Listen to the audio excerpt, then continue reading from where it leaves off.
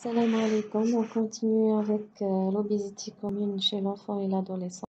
On a vu la dernière fois le dépistage et une partie de la prise en charge.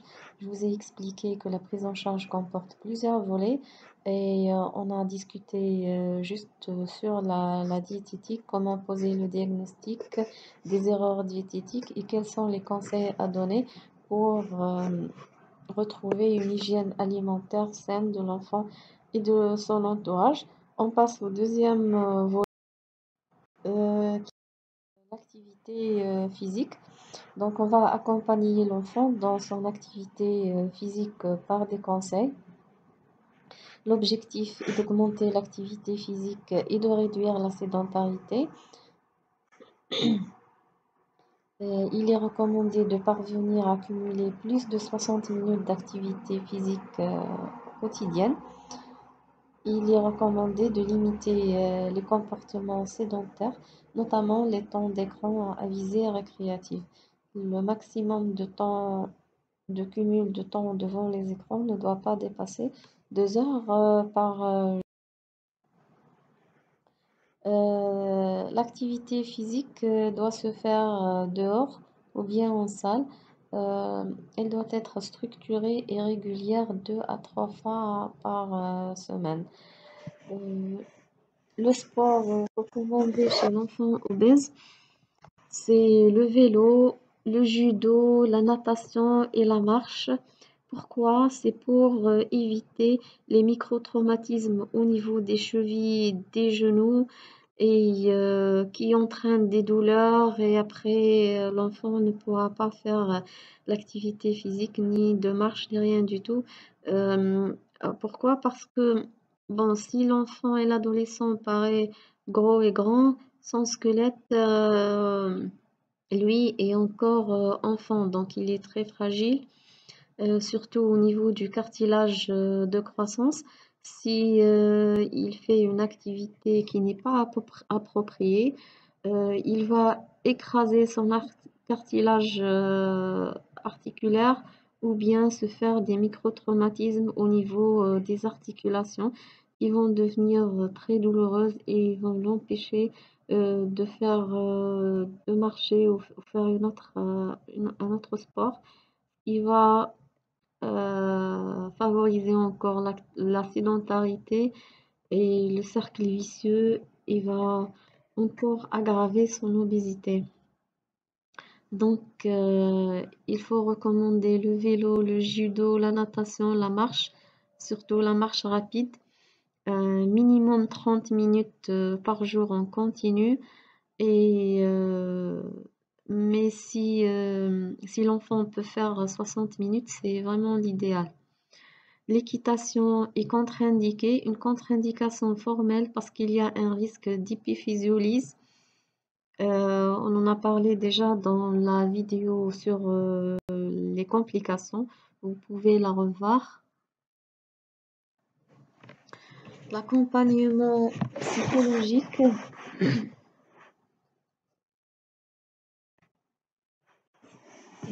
L'évaluation et le renforcement de la motivation de l'enfant.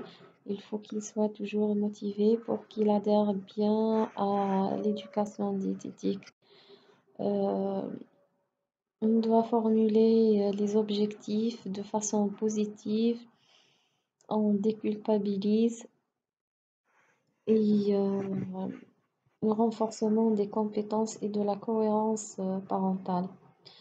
L'orientation vers un psychologue et ou un pédopsychiatre recommandée dans les cas suivants. Si on voit qu'il y a une souffrance psychique intense ou persistante, les formes sévères d'obésité, psychopathologie ou troubles du comportement alimentaire associés, tels que la boulimie ou, ou une tendance impulsive euh, alimentaire. Lorsqu'il y a des facteurs de stress familiaux ou sociaux, surtout les séparations de parents, divorce ou un décès dans la famille, ou bien quand il s'agit d'un abus ou d'un harcèlement, ou ou, ou échec de la prise en charge. La place des médicaments et de la chirurgie. Les traitements médicamenteux ne sont pas recommandés chez l'enfant et l'adolescent. La chirurgie n'a pas d'indication dans la prise en charge de l'obésité de l'enfant et de l'adolescent. Son utilisation n'est pas recommandée avant l'âge de 17 ans. C'est exceptionnel de faire la chirurgie euh, avant l'âge de 17 ans, vers l'âge de 16 ans.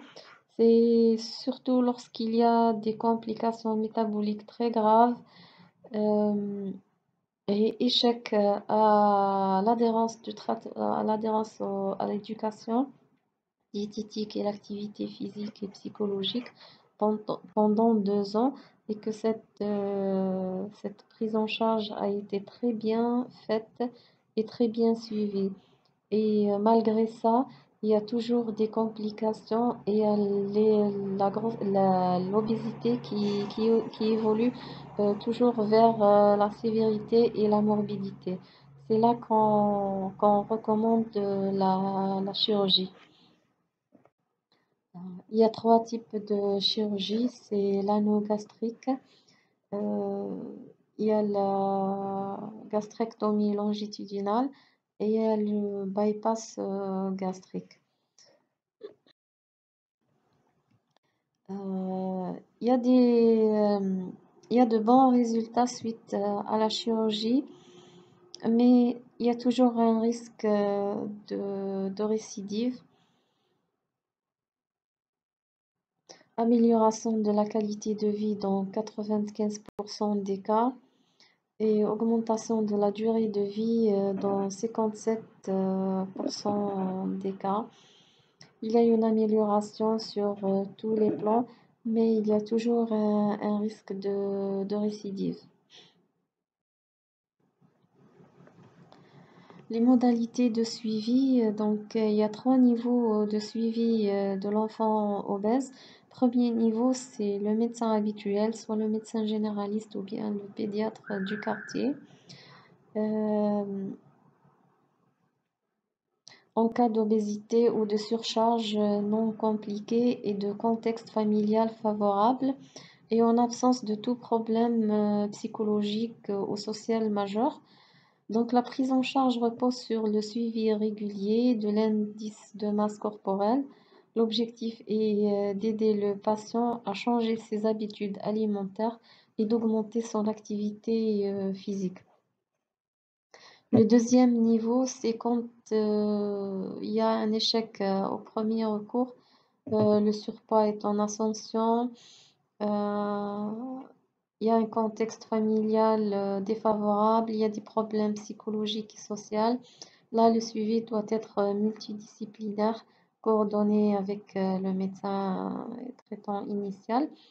La prise en charge va comprendre des séances avec une diététicienne, avec un entretien psychologique et des activités de remise en forme avec un professionnel en activité physique adaptée.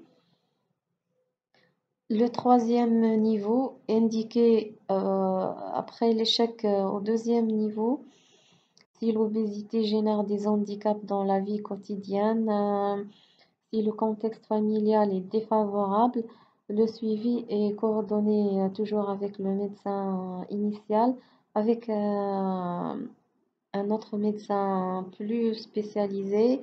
Et prise en charge comprend des explorations fonctionnelles, biologiques, imagerie, les séances d'éducation thérapeutique de groupe et des ateliers d'activité physique adaptés, voire des courts séjours dans des centres spécialisés. Le suivi sur une durée minimale de 2 ans d'éducation individuelle. Si échec, il y aura des thérapies en groupe, un séjour en centre spécialisé, éducation par assistance téléphonique, c'est la perspective.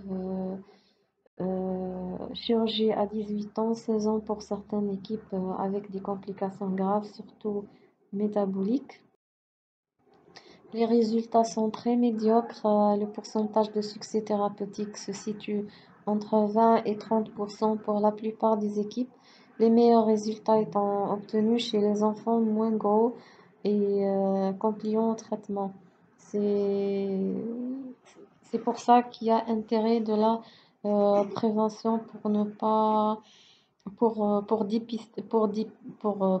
empêcher déjà l'instauration de l'obésité et le dépistage, l'intérêt du dépistage précoce quand on dépiste une forme de surcharge pondérale, on doit la prendre très précocement pour éviter l'évolution vers l'obésité. Euh, il y a l'effet yo-yo aussi. L'enfant adhère, son IMC diminue, mais après, il y a un échec, il remonte, puis il descend. Euh, c'est très fréquent, que ce soit chez l'enfant ou chez l'adolescent.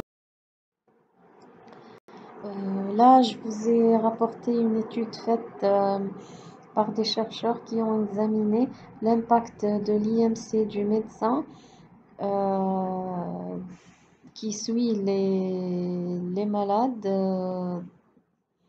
obèses ou non obèses, au nombre de 500 euh, pour les médecins de d'IMC normal et pour les médecins obèses.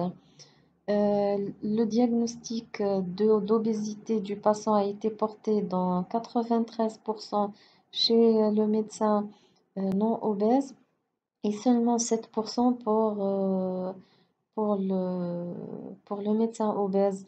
On dit dans cette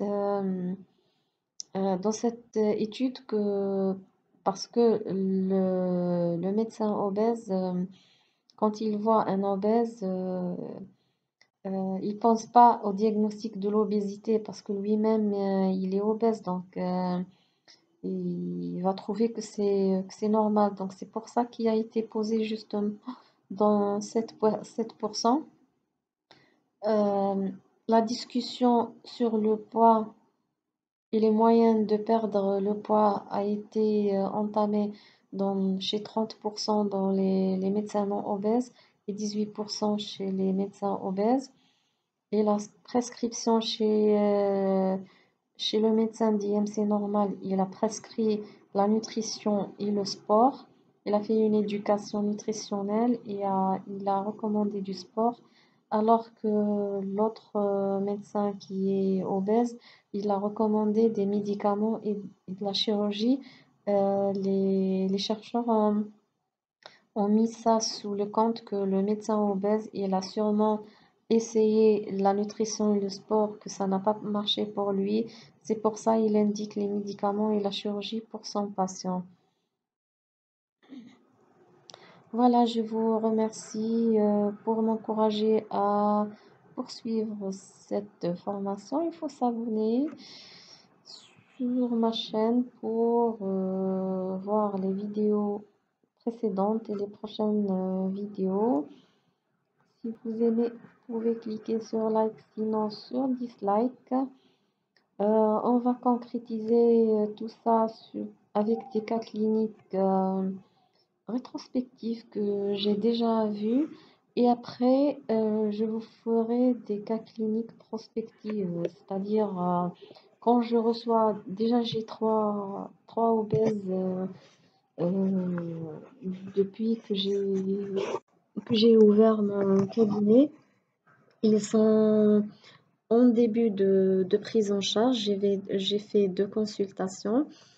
Euh, je vous mets ces informations, leurs informations. Et après, je vous dis étape par étape qu'est-ce que j'ai fait et je vous poserai des questions, qu'est-ce qu'on doit faire. Peut-être que je ferai des vidéos en ligne comme ça.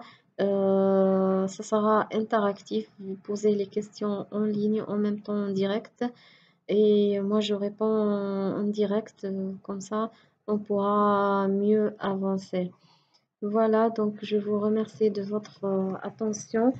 Je crois que je vais faire la prévention avant de faire les cas cliniques, parce que dans le chapitre prévention, je vais parler de plein de trucs intéressants que vous aurez besoin dans les cas cliniques. Voilà donc, merci et à la prochaine, Inch'Allah.